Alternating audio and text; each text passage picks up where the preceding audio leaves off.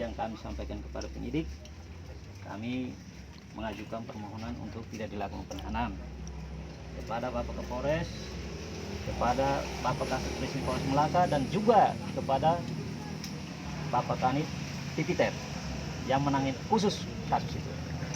Dan hasil disetujui permohonan. Sehingga hari ini juga kami bersama-sama dengan saudara CD harus kembali.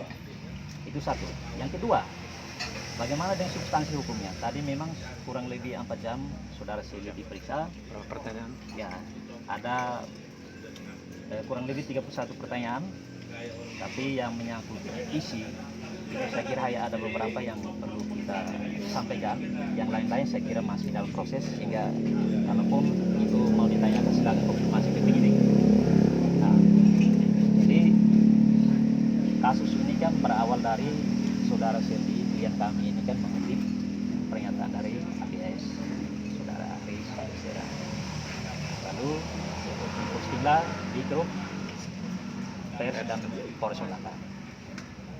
Nah, apa maksud dan tujuan daripada saudara Sendi memposting itu? Ya, saya ingatkan bahwa profesi wartawan itu melekat pada saudara Sendi, sehingga dalam rangka dia mau menggali informasi, menghimpun data untuk publik, untuk menyampaikan kepada khalayak kami dalam bentuk pemberitaan dari aspek jurnalistik. Ya, tapi setelah dikonfirmasi ternyata ya tidak ada tanggapan maupun dari itu dalam rangka dia mencari informasi, tidak ada maksud dan niat apa-apa untuk mencemarkan atau apalagi menghina. Saya kira kita bicara konteks hukum pidana, mens rea, actus rea. Jadi mens rea itu kan menyangkut niat, maksud apa dia melakukan. Saya kira tadi kita sudah jelas kita menyatakan bahwa tidak ada maksud apa selain dia mencari dan menggali informasi untuk dipublis. Jadi saya kira orang-orang tertentu yang dimana dia memperoleh itu pernyataan itu harus dipanggil, harus adil.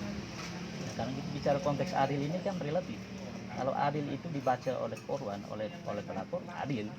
Tapi kalau adil itu dibaca oleh saudara Sendi dan tim kuasa hukum, tentunya tidak adil. Nah, oleh karena itu kita harus duduk kasus hukum pada porsi hukumnya dengan baik-baik, sehingga dari segi manfaatnya juga bisa bermanfaat. Nah, kemudian hal lain yang saya tegaskan di sini bahwa memang sampai sekarang sesuai dengan surat panggilan itu ada 3 pasal yang disangkakan dituduhkan kepada saudara Sendi, yaitu pasal 45 ayat 3, lalu pasal 27 ayat 3, kemudian dijumlahkan lagi dengan pasal 310 dan pasal 311 KUHP. Tapi sekarang yang menjadi pertanyaan itu in concreto, perbuatannya apa yang dianggap bahwa secara melawan hak itu hak yang mana dan hak siapa yang dilakukan, yang disebutkan apa, mencari informasi. Ini kita belum bisa memastikan apakah itu masuk dalam kualifikasi pasal 45 itu atau tidak.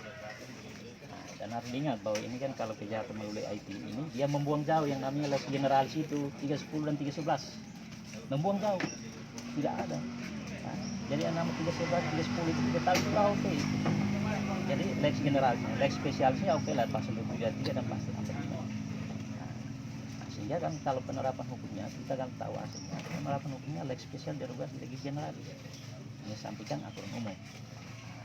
Kembali lagi-lagi kembali ke kewenangan dari penyidik untuk menentukan.